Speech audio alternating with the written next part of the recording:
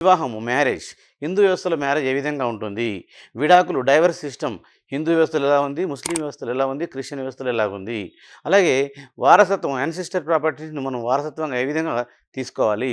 అలాగే మనం చెప్పుకున్నాము దత్తత అడాప్షన్ కూడా ఏ విధంగా చూస్తున్నాం అనే విషయం గురించి చెప్పుకుంటున్నాం.